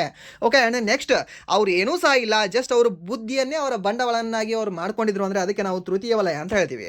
ಸೊ ಶಿಕ್ಷಣ ಕ್ಷೇತ್ರ ಆಗಿರಲಿ, ಸೊ ಶಿಕ್ಷಣ ಕ್ಷೇತ್ರವು ಬರೋದು ನಿಮಗೆ ತೃತೀಯ ವಲಯದಲ್ಲಿ ಕಂಡು ಬರುತ್ತೆ. ಈ ಒಂದು ಬಸ್, ಸಾರಿಗೆ, banking, post office, government office, and then ಮತ್ತೆ ಯಾವ್ದು ಹೇಳ್ತೀವಿ ನಾವು, ವಿಮಾನ ಕ್ಷೇತ್ರ, ವಿಮಾ ಕ್ಷೇತ್ರ, ಸರಿನಾ. ಸೊ ಎಲ್ಲವೂ ಸಹ ನಿಮ್ಗೆ ಬರೋದಿಲ್ಲ ಅಂದರೆ ತೃತೀಯ ವಲಯದಲ್ಲಿ ಅಂತ ಹೇಳ್ತೀವಿ. ಸರ್ ಕಟಿಂಗ್ ಶಾಪ್ಗೆ ಹೋಗ್ತಿದ್ದೀನಿ ನಾನು ಇವಾಗ, ಕಟಿಂಗ್ ಶಾಪಲ್ಲಿ ಕೂತ್ಕೊಂಡು ಕ್ಲಾಸ್ ಕೇಳ್ತಿದ್ದೀನಿ, ಯಾವ ವಲಯದಲ್ಲಿ ಬರುತ್ತೆ, ತೃತೀಯ ವಲಯದಲ್ಲೇ ಬರುತ್ತೆ. ಓಕೆ, ಸೊ ಇದನ್ನು ಸಹ ನೀವು ನೆನ್ಪಿಟ್ಕೊಳ್ಳಿ. ಆ್ಯಂಡ್ ದೆನ್ ನೆಕ್ಸ್ಟ್, ಸಚಿವ ಸಂಪುಟ ಸಚಿವ ಮತ್ತು ರಾಜ್ಯ ಸಚಿವರ ನಡುವಿನ ಪ್ರಾಥಮಿಕ ವ್ಯತ್ಯಾಸವೇನು ಅಂತ. ಈ ಒಂದು ಸಚಿವ ಸಂಪುಟದಲ್ಲಿ ನಿಮಗೆ 3 ರೀತಿಯ ಒಂದು ಮಿನಿಸ್ಟರ್ಗಳು ಬರ್ತಾರೆ ಅಂತ ಹೇಳಿದ್ದೇನೆ ನಿಮಗೆ. ಯಾವ್ಯಾವ ಮಿನಿಸ್ಟರ್ಗಳು ಬರ್ತಾರೆ ಸರ್? ಇದು ಒಂದು ಸ್ಟೇಟ್ ಮಿನಿಸ್ಟರ್ ಬರ್ತಾರೆ. ಸ್ಟೇಟ್ ಮಿನಿಸ್ಟರ್ ಮೇಲೆ ಯಾರು ಬರ್ತಾರೆ? ಕ್ಯಾಬಿನೆಟ್ ಮಿನಿಸ್ಟರ್ ಬರ್ತಾರೆ. ಕ್ಯಾಬಿನೆಟ್ ಮಿನಿಸ್ಟರ್ ಮೇಲೆ ಯಾರು ಬರ್ತಾರೆ ಅಂದರೆ ಪ್ರೈಮ್ ಮಿನಿಸ್ಟರ್ ಬರ್ತಾರೆ. ಸೊ ಮೀನ್ಸ್ 3 ರೀತಿಯ ಮಿನಿಸ್ಟರ್ಗಳು ಕಂಡು ಬರ್ತಾರೆ ನಿಮಗೆ ಸೆಂಟ್ರಲಲ್ಲಿ. ಸೊ ಹಾಗಾದರೆ ಈ ಒಂದು state minister and then central minister, ಈ ಸ್ಟೇಟ್ ಮಿನಿಸ್ಟರ್ಸ್ ಹಾಗೆ ಕ್ಯಾಬಿನೆಟ್ ಮಿನಿಸ್ಟರ್ಗೆ ಇರ್ತಕ್ಕಂಥ ವ್ಯತ್ಯಾಸ ಏನು ಅಂತ ಕೇಳಿದ್ದಾನೆ. ಏನೋ ಒಂದು ಪ್ರಾಥಮಿಕ ವ್ಯತ್ಯಾಸ ಹೇಳ್ಬೋದಾ? ಏನಾಗಿದೆ ಇದ್ರದ್ದು ವ್ಯತ್ಯಾಸ ಅಂತ? ಸಿಂಪಲ್ ಆಗಿದೆ. ಸಿಂಪಲ್ ಅಂತಂದರೆ ಏನು, ಸಚಿವ ಸಂಪುಟ ಸಚಿವರು ಸಂಸತ್ತಿನ ಸದಸ್ಯರಾಗಿರ್ತಾರೆ, ರಾಜ್ಯ ಸಚಿವರಲ್ಲ. ಸೊ ಇಬ್ಬರು ಆಗಿರ್ತಾರೆ. ಸೊ ಇದು ರಾಂಗ್. ಆ್ಯಂಡ್ ನೆಕ್ಸ್ಟ್ ಏನು ಕೊಟ್ಟಿದ್ದಾನೆ, ಸಚಿವ ಸಂಪುಟ ಸಚಿವರು ಸಂಪುಟ ಸಭೆಗಳಲ್ಲಿ ಭಾಗವಹಿಸ್ತಾರೆ, ಆದರೆ ರಾಜ್ಯ ಸಚಿವರು ಆಹ್ವಾನಿಸಿದಾಗ ಮಾತ್ರ ಭಾಗವಹಿಸ್ತಾರೆ ಅಂತ ಕೊಟ್ಟಿದ್ದಾನೆ. ಮೀನ್ಸ್ ಇವರಿಗೆ ಸ್ವಲ್ಪ ಯೋಗ್ಯತೆ ಜಾಸ್ತಿ ಇರುತ್ತೆ, ಸೊ ಇವ್ರಿಗೆ ಕಡಿಮೆ ಇದೆ ಲೆಕ್ಕದಲ್ಲಿ ಅಂತ. ಸೊ ಆ ಅರ್ಥದಲ್ಲಿ ನೀವು ನೆನಪಿಟ್ಕೊಳ್ಳಿ. ನೆಕ್ಸ್ಟ್, ರಾಜ್ಯ ಸಚಿವರು ಹೆಚ್ಚಿನ ಹಣಕಾಸು ಅಧಿಕಾರವನ್ನು ಹೊಂದಿರುತ್ತಾರೆ ಅಂತ ಕೊಟ್ಟಿದ್ದಾನೆ. ಅವರ ಸಂಬಳ ಮತ್ತು ಭತ್ಯೆಗಳಲ್ಲಿ ಯಾವುದೇ ವ್ಯತ್ಯಾಸವಿಲ್ಲ ಅಂತ ಕೊಟ್ಟಿದ್ದಾನೆ. ಅವರು ಸಂಬಳ ಮತ್ತು ಭತ್ಯೆಗಳಲ್ಲಿ ವ್ಯತ್ಯಾಸ ಇದೆ. ಆ್ಯಂಡ್ ದೆನ್ ರಾಜ್ಯ ಸಚಿವರು ಹೆಚ್ಚಿನ ಹಣಕಾಸು ಅಧಿಕಾರವನ್ನು ಹೊಂದಿರುತ್ತಾರೆ. ಸೊ ಇದು ಅಲ್ಲ. ಸೊ ಯಾಕಂದರೆ ಇದು ಕ್ಯಾಬಿನೆಟ್ ಸಚಿವರು ಅತಿ ಹೆಚ್ಚಿನ ಅಧಿಕಾರವನ್ನು ಹೊಂದಿರ್ತಾರೆ ಹಣಕಾಸಿನಲ್ಲಿ. ಸೊ ಇದಕ್ಕೆ ಸರಿಯಾದ ಉತ್ತರ ಯಾವುದಾಗುತ್ತೆ ಅಂದರೆ ಸಚಿವ ಸಂಪುಟ ಸಚಿವರು ಮೀನ್ಸ್ ಕ್ಯಾಬಿನೆಟ್ ಸಚಿವರು ಈ ಸಂಪುಟ ಸಭೆಗಳಲ್ಲಿ, ಯಾವ ಸಭೆಗಳಲ್ಲಿ, ಸಂಪುಟ ಸಭೆಗಳಲ್ಲಿ ಭಾಗವಹಿಸ್ತಾರೆ, ಆದರೆ ರಾಜ್ಯ ಸಚಿವರು ಆಹ್ವಾನಿಸಿದಾಗ ಮಾತ್ರ ಭಾಗವಹಿಸ್ತಾರೆ. ಸರ್ ರಾಜ್ಯ ಸಚಿವರು ಅಂತಂದರೆ ಇವಾಗ ನಮ್ಮ ಕರ್ನಾಟಕದಲ್ಲಿ ಇದಾರಲ್ಲ ಸರ್, ಹೋಮ್ ಮಿನಿಸ್ಟರ್ ಗೊತ್ತಿಲ್ಲ ಪರಮೇಶ್ವರ್ ಅವರು. ಸೊ ಅವರಲ್ಲ. ಸೊ ಅವರು ನಮ್ಮ ಕರ್ನಾಟಕದ ವಿಧಾನಸಭೆಯ ಏನಂತ ಹೇಳ್ತೀವಿ, ಸಚಿವರು ಅಂತ ಹೇಳ್ತೀವಿ, ಸಾರಿ ಮಂತ್ರಿಗಳು ಅಂತ ಹೇಳ್ತೀವಿ. ಸೊ ಇವರಲ್ಲ. ಸೊ ಸಚಿವರು ಮೀನ್ಸ್ ಈ ಒಂದು ಲೋಕಸಭೆ ಮತ್ತು ರಾಜ್ಯಸಭೆಯಲ್ಲಿ ಕಂಡುಬರ್ತಕ್ಕಂಥ ವ್ಯಕ್ತಿಗಳು ಅಂತ ಹೇಳ್ತೇವೆ ಸರ್. ಸೊ ಅಲ್ಲಿ ನಿಮಗೆ ಕಂಡುಬರ್ತಾರೆ 3 ರೀತಿಯ ಮಿನಿಸ್ಟರ್ಗಳು ಸೆಂಟ್ರಲಲ್ಲಿ. ಸೊ ಅದಕ್ಕೆ ಸರಿಯಾದ ಉತ್ತರ ಯಾವುದಾಗುತ್ತೆ ಅಂದರೆ ಆಪ್ಷನ್ ಬಿ ಸರಿಯಾದ ಉತ್ತರ ಆಗುತ್ತೆ. ಆ್ಯಂಡ್ ನೆಕ್ಸ್ಟ್ ಪ್ರಶ್ನೆ, ದುಬೈನಲ್ಲಿ ಆಯೋಜಿಸಲಾದ 11ನೇ ವಿಶ್ವ ಹಸಿರು ಆರ್ಥಿಕ ಶೃಂಗಸಭೆಯ 2025ರ ಮುಖ್ಯ ವಿಷಯ ಯಾವುದಾಗಿತ್ತು ಅಂತ. ಸೊ ಹಾಗೇನು ಇದನ್ನು ಸಹ ಕರೆಂಟ್ ಅಫೇರ್ಸ್ ಕ್ಲಾಸಲ್ಲಿ ನೋಡ್ಕೊಂಡಿದ್ದೀವಿ ಅಂತ ಹೇಳ್ತಾ, ಸೊ ಇದಕ್ಕೆ ಸರಿಯಾದ ಉತ್ತರ ಯಾವುದು ಅಂತ ಹೇಳಿ. ಯಾವುದಾಗಿದೆ ಇದು ಸರಿಯಾದ ಉತ್ತರ? ಯಾವುದು ಅಂದರೆ ಸರ್ ಅವಾಗ ನಾವು ಹೇಳಬೇಕಾಗುತ್ತೆ ಪ್ರಭಾವಕ್ಕಾಗಿ ನಾವೀನ್ಯತೆ. ಮೀನ್ಸ್ ಏನಂತ ಹೇಳ್ತೀವಿ, ಇನೋವೇಟಿಂಗ್ ಫಾರ್ ಇಂಪ್ಯಾಕ್ಟ್ ಅಂತ ಹೇಳ್ತೀವಿ. ಇನೋವೇಟಿಂಗ್ ಫಾರ್ ಇಂಪ್ಯಾಕ್ಟ್ ಹಸಿರು ಆರ್ಥಿಕತೆಯ ಭವಿಷ್ಯವನ್ನು ವೇಗಗೊಳಿಸುವುದು. Means acceleration the future of green economy ಅಂತ ಹೇಳ್ಬೋದು. Accelerating the future of the green economy ಅನ್ನೋದು ಇದಕ್ಕೆ ಸರಿಯಾದ ಉತ್ತರ ಆಗುತ್ತೆ. ಸೊ ಇದಕ್ಕೆ ಆಪ್ಷನ್ ಡಿ ಅನ್ನೋದು ಸರಿಯಾದ ಉತ್ತರ ಆಗುತ್ತೆ. ಸೊ ಇದನ್ನು ಸಹ ನಾವು ಕರೆಂಟ್ ಅಫೇರ್ಸ್ ಕ್ಲಾಸಲ್ಲಿ ನೋಡಿದ್ದೀವಿ, ನಿಮಗೆ ನೆನಪಿದ್ರೆ. ಸೊ ಇದಕ್ಕೆ ಸರಿಯಾದ ಉತ್ತರ ಯಾವಾಗ ಆಪ್ಷನ್ ಡಿ ನೆನಪಿಟ್ಕೊಳ್ಳಿ. ಯಾವುದು ಪ್ರಭಾವಕ್ಕಾಗಿ ನಾವೀನ್ಯತೆ ಹಸಿರು ಆರ್ಥಿಕತೆಯ ಭವಿಷ್ಯವನ್ನು ವೇಗಗೊಳಿಸುವುದು ಆಗಿದೆ. ಓಕೆ, ಇದನ್ನು ಇಂಗ್ಲೀಷಲ್ಲಿ ನೆನಪಿಟ್ಕೊಂಡ್ರೆ ಸ್ವಲ್ಪ ಬೆಟರ್ ಅಂತ. ಏನು, innovating for impact accelerating the future of the green economy ಅಂತ ಹೇಳ್ತೇವೆ. ಸೊ ಈಗ ನೀವು ನೆನಪಿಟ್ಕೊಳ್ಳಿ. ಅದೇ ನೆಕ್ಸ್ಟ್ ಪ್ರಶ್ನೆ, 1947ರಲ್ಲಿ ಸ್ವಾತಂತ್ರ್ಯ ಪಡೆದ ನಂತರ 1948ರಲ್ಲಿ ಮೊದಲ ಬಾರಿಗೆ ರಾಷ್ಟ್ರೀಯ ಕ್ರೀಡಾಕೂಟವನ್ನು ಭಾರತ ಯಾವ ನಗರದಲ್ಲಿ ಆಯೋಜಿಸಲಾಗಿತ್ತು? ಲಾಸ್ಟ್ ಇಯರ್ SSGD ಅನಾಲಿಸಿಸ್ ಮಾಡುವಾಗ ಮತ್ತೆ GK ಕ್ಲಾಸ್ ಮಾಡುವಾಗ ಇದನ್ನು ಹೇಳಿದ್ದೆ ನಾನು ನಿಮಗೆ. ಇದನ್ನು ಕೇಳಿದ್ದೇನೆ ಸರ್ ಒಂದು 4-5 ಸರಿ SSC ಎಕ್ಸಾಮ್ಗಳಲ್ಲಿ. SSC MTS ಎಕ್ಸಾಮಲ್ಲಿ ಕೇಳಿದ್ದೇನೆ, CHS ಅಲ್ಲಿ ಕೇಳಿದ್ದೇನೆ, GDL ಒಂದು 2-3 ಬಾರಿ ಕೇಳಿದ್ದೇನೆ, ಆ್ಯಂಡ್ ಇವಾಗ NTPC ಎಕ್ಸಾಮಲ್ಲಿ ಕೇಳಿದ್ದೇನೆ.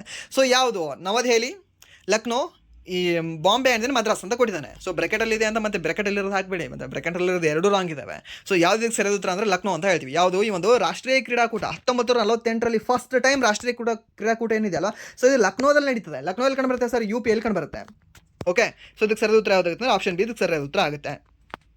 ಆ್ಯಂಡ್ ನೆಕ್ಸ್ಟ್ ಪ್ರಶ್ನೆ, ಅಲ್ಲೂರಿ ಸೀತಾರಾಮರಾಜು ಅವರ ನೇತೃತ್ವದ ನಡೆದ ರಂಪಾದಂಗೆ 1922ರಿಂದ 24ರಲ್ಲಿ ನಡೀತದೆ. ಸೊ ಸಂಬಂಧಿಸಿದಂತೆ ಈ ಕೆಳಗಿನ ಯಾವ ಹೇಳಿಕೆಯು ತಪ್ಪಾಗಿದೆ ಅಂತ ಕೊಟ್ಟಿದ್ದಾನೆ. ಯಾವ ಹೇಳಿಕೆ ತಪ್ಪಾಗಿದೆ ಸರ್ ಇದರಲ್ಲಿ?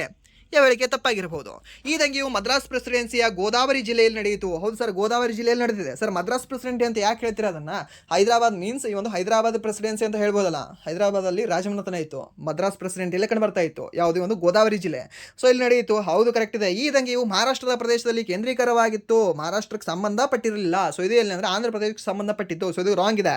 ಸೊ ಮೀನ್ಸ್ ಆಪ್ಷನ್ ಬಿನೇ ಕರೆಕ್ಟ್ ಆಗುತ್ತೆ. ಆ್ಯಂಡ್ ನೆಕ್ಸ್ಟ್ ಇದು 1882 ಮದ್ರಾಸ್ ಅರಣ್ಯ ಕಾಯ್ದೆಯ ವಿರುದ್ಧವಾಗಿತ್ತು. ಹೌದು, ಈ ಪಾಯಿಂಟ್ ಇಂಪಾರ್ಟೆಂಟ್ ಇದೆ ನೋಡಿ. ಇದು 1882 ಒಂದು ಮದ್ರಾಸ್ ಅರಣ್ಯ ಕಾಯ್ದೆ ಅಂತ ಬರುತ್ತೆ, ಲಾರ್ಡ್ ರಿಪ್ಪನ್ ಇದ್ದ ಟೈಮಲ್ಲಿ. ಓಕೆ, ಸೊ ಫ್ಯಾಕ್ಟ್ರಿ ಆ್ಯಕ್ಟ್ ಏನು ಬರುತ್ತೆ ಅಲ್ವಾ 1881 ಅದು ಆದಂದ್ರೆ ನೆಕ್ಸ್ಟ್ ವರ್ಷ ಈ ಒಂದು ಮದ್ರಾಸ್ ಯಾವುದು ಫಾರೆಸ್ಟ್ ಆ್ಯಕ್ಟ್ ಅಂತ ಬರುತ್ತೆ. ಫ್ಯಾಕ್ಟ್ರಿ ಆ್ಯಕ್ಟ್ ಅಂದರೆ ಫಾರೆಸ್ಟ್ ಆ್ಯಕ್ಟ್ ಬಂದಿರೋದು ಈ ಒಂದು ಲಾರ್ಡ್ ರಿಪ್ಪನ್ ಅವರ ಸಮಯದಲ್ಲೇ. ಸೊ ಅದರ ಒಂದು ವಿರುದ್ಧವಾಗಿತ್ತಿದು. ಆ್ಯಂಡ್ ದೆನ್ ಇದರ ಒಂದು ನಾಯಕ ಅಲ್ಲೂರಿ ಸೀತಾರಾಮರಾಜು ಅಂತ ಹೇಳ್ತೀವಿ. ಆ್ಯಂಡ್ ದೆನ್ ಗಾಂಧೀಜಿಯವರ ಅಸಹಕಾರ ಚಳವಳಿಯಿಂದ ಇದು ಪ್ರೇರಿತವಾಗಿತ್ತು. ಸೊ ಇದು ಸಹ ಸರಿಯಾಗಿದೆ. ಆ್ಯಂಡ್ ದೆನ್ ನೀವು ನೆಕ್ಸ್ಟ್ ಈ ಫಿಲ್ಮ್ ನೋಡಿರ್ತೀರಲ್ವ, ಯಾವುದು RRR ಮೂವಿ. RRR ಮೂವಿಯಲ್ಲಿ ಇವ್ರದ್ದು ದ ರಿಯಲ್ ಸ್ಟೋರಿ ಅಲ್ಲ, ಬಟ್ ಇವ್ರ ಮೇಲೆ ಇನ್ಸ್ಪೈರ್ ಆಗಿರ್ತಕ್ಕಂಥ ಒಂದು ಕ್ಯಾರೆಕ್ಟರ್ ಅದು. ಓಕೆ, ರಾಮ್ ಚರಣ್ ಮಾಡಿರ್ತಾರಲ್ವ, ಸೊ ಆ ಒಂದು ಕ್ಯಾರೆಕ್ಟರ್ ಅಂತ ಹೇಳ್ತೀವಿ. ಆ್ಯಂಡ್ ದೆನ್ ನೆಕ್ಸ್ಟ್ ಪ್ರಶ್ನೆ, ಟರ್ಕಿಯಲ್ಲಿರುವ ಗೋಬೆಕ್ಲಿ ಟೆಪೆ ಪ್ರಸಿದ್ಧ ಟಿ ಆಕಾರದ ಸ್ತಂಭಗಳು ಯಾವ ಐತಿಹಾಸಿಕ ಕಾಲಕ್ಕೆ ಸೇರಿವೆ ಅಂತ. So Turkey ನ್ಯೂಸಲ್ಲಿದೆ.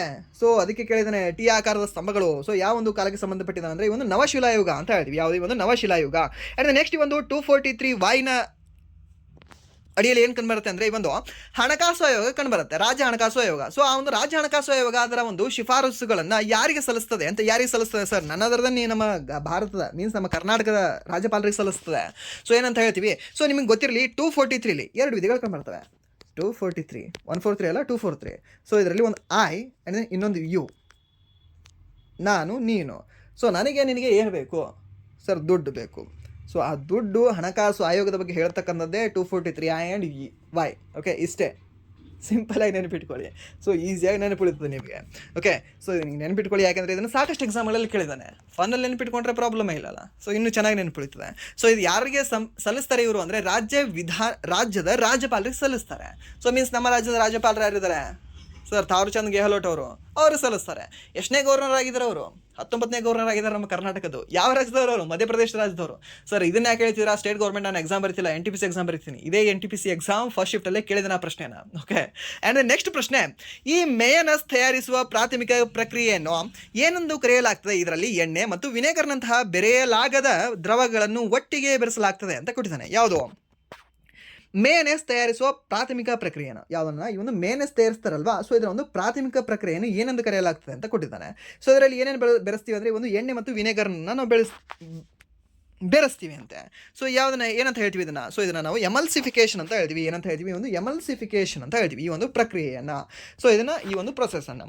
ಅಂದರೆ ನೆಕ್ಸ್ಟ್ ಪ್ರಶ್ನೆ, ಒಂದು ವಸ್ತುವು ಚಲನೆಯಲ್ಲಿದ್ದರೆ ಈ ಕೆಳಗಿನ ಯಾವ ಭೌತಿಕ ಪ್ರಮಾಣವು ಶೂನ್ಯವಾಗಿರಬಹುದು ಅಂತ ಕೊಟ್ಟಿದ್ದಾನೆ. ಒಂದು ವಸ್ತುವು ಚಲನೆಯಲ್ಲಿದ್ದರೆ, ಒಂದು ವಸ್ತು ಚಲನೆಯಲ್ಲಿರ್ತದಂತೆ, ಹೀಗೆ ಹೋಗ್ತಿರ್ತದಂತೆ. ಸೊ ಯಾವ ಭೌತಿಕ ಪ್ರಮಾಣವು ಶೂನ್ಯವಾಗಿರ್ಬೋದು ಅಂತ ಕೊಟ್ಟಿದ್ದಾನೆ. ಯಾವುದು ಶೂನ್ಯವಾಗಿರ್ಬೋದು ಸರ್? ಅದರಲ್ಲಿ ಯಾವುದಾಗಿರ್ಬೋದು? ಕ್ರಮಿಸಿದ ದೂರ ಶೂನ್ಯವಾಗಿರ್ಬೋದಂತೆ. ಕ್ರಮಿಸಿದ ದೂರ ಹೇಗೆ ಶೂನ್ಯ ಆಗಿರುತ್ತೆ? ಸೊ ಇಲ್ಲಿಂದ ಮೂವ್ ಆಗ್ತಿದೆ ಅಂದರೆ ಸೊ ಇಷ್ಟು ಬರಬೇಕಲ್ಲ, ಒಂದು 10 ಮೀಟ್ರ್. ಸೊ ಅಲ್ಲ, ಸ್ಥಾನಪಲ್ಲಟ ಶೂನ್ಯವಾಗಿರಬಹುದು ಅಂತ ಕೊಟ್ಟಿದ್ದಾನೆ. ಹೌದಾ? ಆ್ಯಂಡ್ ದೆನ್ ಮೀನ್ಸ್ ಡಿಸ್ಪ್ಲೇಸ್ಮೆಂಟ್ ಅಂತ ಹೇಳ್ತೀವಿ ಇದಕ್ಕೆ. ಆ್ಯಂಡ್ ನೆಕ್ಸ್ಟ್ ಏನು ಕೊಟ್ಟಿದ್ದಾನೆ? ಸರಾಸರಿ ವೇಗ ಅಂತ ಕೊಟ್ಟಿದ್ದಾನೆ. ಸರ್ ಸರಾಸರಿ ವೇಗ ಶೂನ್ಯ ಹೇಗಾಗಿರುತ್ತೆ? ಸೊ ಮೀನ್ಸ್ ಇಲ್ಲಿ ಒಂದು 10 ಕಿಲೋಮೀಟರ್ ಸ್ಪೀಡಲ್ಲಿ ಹೋಗ್ತಾ ಇದ್ರೆ ಇಲ್ಲಿ ಮುಂದೆ ಒಂದೇ ಸರಿ ಇದ್ರೆ 20 ಕಿಲೋಮೀಟರ್ ಸ್ಪೀಡಲ್ಲಿ. ಸೊ ಎವರೇಜ್ ಹೇಳಿದ್ರೆ ಒಂದು 15 ಅಂತ ಹೇಳ್ಬೋದು. ಏನು ಎವರೇಜ್ ಹೇಳ್ತೀನಿ ಸುಮ್ಮನೆ ನಿಮಗೆ. ಓಕೆ, ಸೊ ಇದನ್ನು ಹೇಳ್ಬೋದು. ಸೊ ಇದು 0 ಆಗ್ಲಿಕ್ಕೆ ಸಾಧ್ಯ ಇದೆಯಾ? 0 ಆಗ್ಲಿಕ್ಕೆ ಸಾಧ್ಯ ಇಲ್ಲ. ವಸ್ತುವಿನ ದ್ರವ್ಯರಾಶಿ, ವಸ್ತುವಿನ ಮಾಸ್ 0 ಆಗ್ಲಿಕ್ಕೆ ಸಾಧ್ಯವೇ ಇಲ್ಲ. ರಾಂಗ್. ಸೊ ಇಲ್ಲಿ ಯಾವುದು ಅಂದರೆ ಡಿಸ್ಪ್ಲೇಸ್ಮೆಂಟ್ 0 ಆಗ್ಬೋದು. ಓಕೆ, ಡಿಸ್ಪ್ಲೇಸ್ಮೆಂಟ್ ಹೇಗೆ 0 ಆಗ್ಬೋದು ಸರ್? ಇಲ್ಲಿಂದ ಎ ಪಾಯಿಂಟಿಂದ ಸ್ಟಾರ್ಟ್ ಮಾಡಿದ್ದಾನೆ, ನಾನೇ ಸ್ಟಾರ್ಟ್ ಮಾಡ್ತೀನಿ ಅಂತ ಅಂದ್ಕೊಳ್ಳಿ. ಓಕೆ, ಸೊ ಸೈನ್ಸ್ನ ಪ್ರಕಾರ ನಾ ಕೆಲಸ ಮಾಡಿದ್ರು ಕೆಲಸ ಮಾಡಲೇ ಇಲ್ಲ ಅನ್ನೋ ಥರ ಒಂದು ಸೈನ್ಸಲ್ಲಿದೆ. ಏನು ಗೊತ್ತಾ? ಎ ಪಾಯಿಂಟಿಂದ ಸ್ಟಾರ್ಟ್ ಮಾಡ್ತೀನಿ, ಬಿ ಪಾಯಿಂಟಲ್ಲಿ ನನ್ನ ಆಫೀಸ್ ಇದೆ, ಹೋಗ್ತೀನಿ. ಓಕೆ, ಬಿ ಪಾಯಿಂಟಿಂದ ನಾನು ಏನು ಮಾಡ್ತೀನಿ? ಸಿ ಪಾಯಿಂಟ್ಗೆ ಒಂದು ಹೋಟೆಲ್ ಇದೆ, ಹೋಟೆಲ್ಗೆ ಹೋಗ್ತೀನಿ. ಆಮೇಲೆ ಸಿ ಪಾಯಿಂಟಿಂದ ಅಲ್ಲಿ ಹೋಟೆಲ್ ಮುಗಿಸ್ಕೊಂಡು ಡಿ ಪಾಯಿಂಟ್ಗೆ ಒಂದು ಪಾರ್ಕ್ ಇದೆ, ಪಾರ್ಕಿಗೆ ಹೋಗ್ತೀನಿ. ಆ್ಯಂಡ್ ದೆನ್ ರಿಟರ್ನ್ ಈ ಡಿ ಒಂದು ಪಾರ್ಕಿಂದ ಏನು ಮಾಡ್ತೀನಿ? ರಿಟರ್ನ್ ನಮ್ಮ ಮನೆಗೆ ಬರ್ತೀನಿ. ಓಕೆ, ಸೊ ನಾನು ಕೆಲಸ ಎಷ್ಟು ಮಾಡಿದೆ? ಸೈನ್ಸಿನ ಪ್ರಕಾರ 0 ನಂದು. ಓಕೆ, ನನ್ನ ಡಿಸ್ಪ್ಲೇಸ್ಮೆಂಟ್ 0. ಯಾಕೆ ಅಂದರೆ ಮೊದಲ ಸ್ಥಾನಕ್ಕೆ ನಾನು ಬಂದಿದ್ದೀನಲ್ವಾ, ಸೊ ಮೀನ್ಸ್ ಇದು 0 ಆಗುತ್ತೆ. ಸೊ ಆ ರೀತಿ ಒಂದು ವಸ್ತುವು ಚಲನೆಯಲ್ಲಿದ್ದರೆ ಅದರ ಒಂದು ಭೌತಿಕ ಪ್ರಮಾಣ ಯಾವ್ದು ಶೂನ್ಯ ಆಗಿರ್ಬೋದು ಅಂದರೆ ಡಿಸ್ಪ್ಲೇಸ್ಮೆಂಟೇ 0 ಆಗಿರ್ಬೋದು. ನಂದು ಡಿಸ್ಟೆನ್ಸ್ ನೋಡಿ, ಇಲ್ಲಿ 1 ಕಿಲೋಮೀಟರ್ ಅನ್ಕೊಳ್ಳಿ, ಇಲ್ಲೊಂದು 2 ಕಿಲೋಮೀಟರ್ ಅನ್ಕೊಳ್ಳಿ, ಇಲ್ಲೊಂದು 3 ಕಿಲೋಮೀಟರ್ ಅನ್ಕೊಳ್ಳಿ, ಇಲ್ಲೊಂದು 1 ಕಿಲೋಮೀಟರ್ ಅನ್ಕೊಳ್ಳಿ. ಸೊ 1 1 2 2 3 ಎಷ್ಟು 5 5 2 7 ಕಿಲೋಮೀಟರ್ ನನ್ನ ಡಿಸ್ಟೆನ್ಸ್ ಆಯಿತು. ಬಟ್ ಡಿಸ್ಪ್ಲೇಸ್ಮೆಂಟ್ 0ನೇ ನಂದು. ಡಿಸ್ಪ್ಲೇಸ್ಮೆಂಟ್ ಅಂದು ಎಲ್ಲಿಗೆ ಹೆಚ್ಚಿಗಿದೆ, ಎ ಪಾಯಿಂಟಿಂದ ನಾನು ಹೋಗಿ ಬಿ ಪಾಯಿಂಟ್ ಇಲ್ಲೇ ಒಂದು ಕಡೆ ನಿಂತೆ ಅಂದರೆ ಇಲ್ಲಿ 10 ಕಿಲೋಮೀಟರ್ ಅಂದರೆ ಡಿಸ್ಟೆನ್ಸು 10 ಕಿಲೋಮೀಟರ್ ಅಂದರೆ ಡಿಸ್ಪ್ಲೇಸ್ಮೆಂಟ್ ಸಹ 10 ಕಿಲೋಮೀಟರ್. ಬಟ್ ಇಲ್ಲಿ ಡಿಸ್ಪ್ಲೇಸ್ಮೆಂಟ್ ಇಲ್ಲಿ ರಿಟರ್ನ್ ನಾನು ಇದೇ ಒಂದು ಬಿ ಪಾಯಿಂಟಿಂದ ಎ ಪಾಯಿಂಟ್ಗೆ ಬಂದರೆ ಅದು ಏನಾಗುತ್ತೆ, ಡಿಸ್ಪ್ಲೇಸ್ಮೆಂಟ್ 0 ಆಗುತ್ತೆ. ಸೊ ಅದಕ್ಕೆ ಸರಿಯಾದ ಉತ್ತರ ಆಪ್ಷನ್ ಬಿ. ಇಷ್ಟೇ ಸಿಂಪಲ್ ಇದು ಆನ್ಸರ್. ಆ್ಯಂಡ್ ನೆಕ್ಸ್ಟ್ ಪ್ರಶ್ನೆ, ಹಸಿರಾಗಿರುವ ಮತ್ತು ದ್ಯುತಿ ಸಂಶ್ಲೇಷಣೆಯ ಪ್ರಕ್ರಿಯೆಯಲ್ಲಿ ಸಹಾಯ ಮಾಡುವ ರೂಪಾಂತರಗೊಂಡ ಕಾಂಡದ ಹೆಸರೇನು ಅಂತ ಕೇಳಿದಾನೆ. ಯಾವುದಾಗಿದೆ ಸರ್ ಅದು? ಹಸಿರಾಗಿರುತ್ತೆ ಅಂತ ದ್ಯುತಿ ಸಂಶ್ಲೇಷಣೆಯಲ್ಲಿ ಅದು ಸಹಾಯ ಮಾಡ್ತದೆ ಅಂತ. ಸೊ ಅದು ರೂಪಾಂತರಗೊಂಡಿರ್ತಕ್ಕಂಥ ಒಂದು ಕಾಂಡವಾಗಿದೆ ಅಂತೆ. ಸೊ ಅದ್ರ ಹೆಸರೇನು ಅಂದರೆ ಏನು ಅಂದರೆ ಸರ್ ಕ್ಲಾಡೋಡ್ಸ್ ಅಂತ ಹೇಳ್ತೀವಿ. ಏನಂತ ಹೇಳ್ತೀವಿ, ಒಂದು ಕ್ಲಾಡೋಡ್ಸ್ ಅಂತ ಹೇಳ್ತೀವಿ. ಕ್ಲಾಡೋಡ್ಸ್. ಓಕೆ, ಸೊ ಕ್ಲಾಡೋಡ್ಸ್ ಇಂಗ್ಲೀಷಲ್ಲಿ ಸ್ವಲ್ಪ ನೀವು ಬಯಾಲಜಿಯನ್ನು ಮತ್ತು ಕೆಮಿಸ್ಟ್ರಿಯನ್ನು ಫಿಸಿಕ್ಸನ್ನು ನೋಡಿಕೊಂಡ್ರೆ ಭಾಳ ಉತ್ತಮ. ಕನ್ನಡ ಮೀಡಿಯಮ್ ಆಗಿದ್ರು ಸ್ವಲ್ಪ ಇಂಗ್ಲೀಷ್ ವರ್ಡ್ ನಿಮ್ಗೆ ಗೊತ್ತಿರಲಿ. ಸೊ ಕ್ಲಾಡೋಡ್ಸ್ ಅಂತ ಹೇಳ್ತೀವಿ. ಸೊ ಇದನ್ನು ಸಹ ನೆನ್ಪಿಟ್ಕೊಳ್ಳಿ. ಆ್ಯಂಡ್ ನೆಕ್ಸ್ಟ್ ಪ್ರಶ್ನೆ, ವಿಶ್ವದ ಯಾವ ನದಿ ಜಲಾನಯನ ಪ್ರದೇಶವು ಅತಿ ಹೆಚ್ಚು ಜನಸಂಖ್ಯೆಯನ್ನು ಹೊಂದಿದೆ ಅಂತ? ಯಾವುದು ಸರ್ ಅದು? ಅಮೆಜಾನ್ ನದಿ ಜಲಾನಯನ ಪ್ರದೇಶ ಅಲ್ವಾ? ಸೊ ಅದು ಬಯೋಡೈವರ್ಸಿಟಿಯನ್ನು ಅತಿ ಹೆಚ್ಚಿಗೆ ಹೊಂದಿರೋದು ಅಮೆಜಾನ್ ನದಿ. ಬಯೋಡೈವರ್ಸಿಟಿ. ಓಕೆ, ಲಾಸ್ಟ್ ಶಿಫ್ಟಲ್ಲಿ ನಿಮ್ಗೆ ಹೇಳಿದೆ ಅನ್ಸುತ್ತೆ ಇದನ್ನು, ಬಯೋಡೈವರ್ಸಿಟಿ. ಬಟ್ ಜನ ಅಂತ ಕೇಳಿದ್ರೆ ಗಂಗಾ ನದಿ ಜಲಾನಯನ ಪ್ರದೇಶ. ಯಾವುದು? ಗಂಗಾ ಅಂತ ಹೇಳ್ತೀವಿ. ಓಕೆ, ಮಾತಾ ಗಂಗಾ. ಸೊ ಇದನ್ನು ನೆನ್ಪಿಟ್ಕೊಳ್ಳಿ. ಸೊ ಅದಕ್ಕೆ ಸರಿಯಾದ ಉತ್ತರ ಆಗುತ್ತೆ ಯಾವುದಾಗುತ್ತೆ ಅಂದರೆ ಆಪ್ಷನ್ ಸಿ ಅಂತ ಹೇಳ್ತೇವೆ. ಆ್ಯಂಡ್ ನೆಕ್ಸ್ಟ್ ಪ್ರಶ್ನೆ, ಸಸ್ಯದ ಕಾಂಡವು ಚಪ್ಪಟೆಯಾಗಿ ಹಸಿರಾಗಿ ಮತ್ತು ಎಲೆಗಳಂತೆ ದ್ಯುತಿ ಸಂಶ್ಲೇಷಣೆಯನ್ನು ನಿರ್ವಹಿಸಲು ಪ್ರಾರಂಭಿಸಿದಾಗ ಅದನ್ನು ಏನೆಂದು ಕರೆಯಲಾಗ್ತದೆ ಅಂತ ಕೊಟ್ಟಿದ್ದಾನೆ. ಸಸ್ಯದ ಕಾಂಡವು ಚಪ್ಪಟೆ ಆಗ್ತದೆ ಅಂತೆ, ಹಸಿರಾಗ್ತದೆ ಅಂತೆ, ಎಲೆಗಳಂತೆ ದ್ಯುತಿ ಸಂಶ್ಲೇಷಣೆಗೆ ಕಾರ್ಯವನ್ನು ನಿರ್ವಹಿಸಲು ಪ್ರಾರಂಭವಾಗ್ತದೆ ಅಂತೆ. ಸೊ ಫಸ್ಟ್ ಹೇಗಿರುತ್ತೆ, ಈಗ ಗುಂಡಕ್ಕಿರುತ್ತೆ ಅಂತೆ. ನಾರ್ಮಲ್ ಹೀಗೆ ಇರುತ್ತಲ್ವ, ಸಿಲಿಂಡರ್ ಶೇಪಲ್ಲಿ ಇರುತ್ತಲ್ವ, ಸೊ ಹೀಗಿರುತ್ತೆ ಅಂತೆ. ಬಟ್ ಅದು ಹಾಗಿರಲ್ಲ ಅಂತೆ. ಅದೇನಾಗುತ್ತೆ, ಈ ರೀತಿ ಆಗುತ್ತೆ, ಚಪ್ಪಟೆ ಆಗುತ್ತೆ. ಓಕೆ, ಸೊ ಚಪ್ಪಟೆಯಾಗಿ ಇದು ಏನು ಕಾರ್ಯನಿರ್ವಹಿಸಲು ಪ್ರಾರಂಭ ಆಗ್ತದೆ ಅಂದರೆ ದ್ಯುತಿ ಸಂಶ್ಲೇಷಣೆ ನಿರ್ವಹಿಸಲು ಪ್ರಾರಂಭ ಮಾಡ್ತಂತೆ. ಸೊ ಆ ಒಂದು ಪ್ರಕ್ರಿಯೆನ ನಾವು ಏನಂತ ಹೇಳ್ತೀವಿ ಅಂತ ನೀವು ನೋಡಿ, ಕೆಲವೊಂದು ಗಿಡಗಳು ನೀವು ಅದು ಹೇಗೆ ಅಂತಂದರೆ ಭಾಳ ಅಂದರೆ ಭಾಳ ಚಪ್ಪಟೆಯಾಗಿ ಹೋಗಿಬಿಟ್ಟಿರ್ತದೆ ಸಸ್ಯಗಳು ಆ್ಯಕ್ಚುಲಿ. ಓಕೆ, ಸೊ ಚಪ್ಪಟೆ ಆಗಿ ಹೋದಾಗ ಅಲ್ಲಿ ಜಾಸ್ತಿ ಗ್ರೀನ್ ನಿಮ್ಗೆ ಕಾಣಕ್ಕೆ ಸ್ಟಾರ್ಟ್ ಆಗಿರುತ್ತೆ. ಏನಿದು ಕಾಂಡನೇ ಇದೆಯಲ್ಲ, ಬಟ್ ಅದು ಸಹ ಏಕೆ ಇಷ್ಟು ಗ್ರೀನ್ ಆಗಿದೆ ಅಂತ. ಸೊ ಯಾಕೆ ಅಂದರೆ ಅಲ್ಲಿ ಈ ಒಂದು ದ್ಯುತಿ ಸಂಶ್ಲೇಷಣೆ ನಡೀತಾ ಇರುತ್ತೆ. ಸೊ ಆ ಒಂದು ಪ್ರಕ್ರಿಯೆ ನಾವು ಏನಂತ ಹೇಳ್ತೀವಿ ಅಂತ ಕೇಳಿದ್ದಾನೆ. ಸೊ ಏನಂತ ಹೇಳ್ಬೋದು ನಾವು ಅದನ್ನು? ಪ್ರಖಂಡ, ಈ ಒಂದು ಫೈಲೋಕ್ಲೇಡ್ ಆ್ಯಂಡ್ ದೆನ್ ಈ ಒಂದು ಕ್ಲಾಡೋಡ್ ಅಂತ ಕೊಟ್ಟಿದ್ದಾನೆ. ಕ್ಲಾಡೋಡ್ ಇವಾಗಲೇ ನೋಡಿದ್ವಲ್ಲ ನಾವು ಅಲ್ವಾ, ಏನು ನೋಡಿದ್ವಿ? ಕ್ಲಾಡೋಡ್ಸ್ ಅಂದರೆ ಹಸಿರಾಗಿರ್ತಕ್ಕಂಥದ್ದು ದ್ಯುತಿ ಸಂಶ್ಲೇಷಣೆಯಲ್ಲಿ ಅದೇನಾದರೂ ಸಹಾಯ ಮಾಡ್ತಕ್ಕಂಥ ಒಂದು ರೂಪಾಂತರಗೊಂಡಿರ್ತಕ್ಕಂಥ ಕಾಂಡ ಏನಿರುತ್ತಲ್ವ, ಸೊ ಅದನ್ನು ನಾವು ಕ್ಲಾಡೋಡ್ ಅಂತ ಹೇಳ್ತೀವಿ. ಸೊ ಆ ಒಂದು ಕ್ಲಾಡೋಡ್ ನಿರ್ವಹಣೆ ಮಾಡ್ತಕ್ಕಂಥ ಒಂದು ಕೆಲಸಕ್ಕೆ ನಾವು ಏನಂತ ಹೇಳ್ತೀವಿ ಅಂದರೆ ಈ ಒಂದು ಫೈಲೋಕ್ಲೇಡ್ ಅಂತ ಹೇಳ್ತೀವಿ. ಏನಂತ ಹೇಳ್ತೀವಿ? ಒಂದು ಫೈಲೋಕ್ಲೇಡ್ ಅಂತ ಹೇಳ್ತೀವಿ. ನೆನ್ಪಿಟ್ಕೊಳ್ಳಿ ಇದು. ಓಕೆ, ಇದಕ್ಕೆ ಸರಿಯಾದ ಉತ್ತರ ಯಾವುದಾಗುತ್ತೆ ಅಂದರೆ ಆಪ್ಷನ್ ಬಿ ಇದಕ್ಕೆ ಸರಿಯಾದ ಉತ್ತರ ಆಗುತ್ತೆ. ಸೊ ಇದಾಗಿತ್ತು ಇಲ್ಲಿವರೆಗೆ RRB NTPC ಮಾರ್ಚ್ 18 ಸೆಕೆಂಡ್ ಶಿಫ್ಟಿನ ಎಕ್ಸಾಮ್ ಅನಾಲಿಸಿಸ್. ಸೊ ಇಲ್ಲಿವರೆಗೂ ವಿಡಿಯೋ ನೋಡೋದಕ್ಕಾಗಿ ಫಸ್ಟ್ ಆಫ್ ಆಲ್ ಧನ್ಯವಾದಗಳು. ಆ್ಯಂಡ್ ದೆನ್ ಇಲ್ಲಿವರೆಗೂ ವಿಡಿಯೋ ನೋಡಿ ನಿಮಗೆ ಏನಾದರೂ ವಿಡಿಯೋ ಇಷ್ಟ ಆಗಿದ್ರೆ ಪ್ಲೀಸ್ ವಿಡಿಯೋನ ಲೈಕ್ ಮಾಡಿ, ಸಬ್ಸ್ಕ್ರೈಬ್ ಮಾಡಿ ಅಂತ ಹೇಳ್ತಾ, ಹಾಗೆ ಇಫ್ ನಿಮಗೆ ವಿಡಿಯೋ ಇಷ್ಟ ಆಗಲಿಲ್ಲ ಅಂದರೆ ಸೊ ಆಬ್ವಿಯಸ್ಲಿ ಡಿಸ್ಲೈಕ್ ಮಾಡಿ ಅಂತ ಹೇಳ್ತಾ, ಇಫ್ ನೀವು ಏನಾದರೂ ಲೈಕ್ ಮಾಡಿ ಸಬ್ಸ್ಕ್ರೈಬ್ ಮಾಡಿದರೆ ನಿಮ್ಮ ಫ್ರೆಂಡ್ಸ್ಗೆ ಶೇರ್ ಮಾಡಿ, ನಿಮ್ಮ ಗ್ರೂಪ್ಗಳಿಗೆ ಶೇರ್ ಮಾಡ್ಕೊಳ್ಳಿ ಅಂತ ನಿಮ್ಮ ಸ್ಟೇಟಸ್ಗಳಿಗೆ ಹಾಕೊಳ್ಳಿ ಅಂತ ಹೇಳ್ತಾ, ವಿಡಿಯೋನ ಇಲ್ಲಿಗೆ ನೋಡೋದಕ್ಕಾಗಿ once again thank you so much. And then ಇಲ್ಲಿಗೆ ವಿಡಿಯೋ ಏನು ಮಾಡ್ತೀನಿ ಅಂತ ಹೇಳ್ತಾ, ಆ್ಯಂಡ್ ದೆನ್ ಇನ್ನೊಂದು ಇನ್ಫಾರ್ಮೇಷನ್, ಅಲ್ಜಿಬ್ರಾ ಮೇಲೆ ಪ್ರಶ್ನೆಗಳನ್ನು ಕೇಳ್ತಾ ಇದ್ದಾನಂತೆ. ಓಕೆ, ಸೊ 1-2 ಶಿಫ್ಟ್ಗಳಲ್ಲಿ ಸ್ವಲ್ಪ ಜಾಸ್ತಿ ಕ್ವಶನ್ಗಳು ಬಂದಿದೆ ಅಲ್ಜಿಬ್ರಾ ಮೇಲೆ. ಸೊ ಅದಕ್ಕೆ ಅಲ್ಜಿಬ್ರಾ ಮೇಲೆ ಸಹ ನೀವು ಸ್ವಲ್ಪ ಪ್ರಶ್ನೆಗಳನ್ನು ನೋಡಿಕೊಂಡು ಸ್ವಲ್ಪ ಪ್ರಾಕ್ಟಿಕಲ್ ಮಾಕ್ಗಳನ್ನು ನೀವು ನೋಡಿಕೊಂಡ್ರೆ ಬಹಳ ಉತ್ತಮ. ಓಕೆ, ಸೊ ಮೀನ್ಸ್ ಫಾರ್ಮಲ್ ಮೇಲೆ ಕೇಳ್ತಾ ಇದ್ದಾನೆ, ಸ್ವಲ್ಪ ಅಲ್ಜಿಬ್ರಾ ಮೇಲೆ ನೀವು ಪ್ರಶ್ನೆಗಳನ್ನು ನೋಡ್ಕೊಂಡು ಹೋಗಿ. ಓಕೆ, ಇಷ್ಟು ಹೇಳ್ತಾ ವಿಡಿಯೋನ ಏನು ಮಾಡ್ತೀನಿ. Once again thank you so much.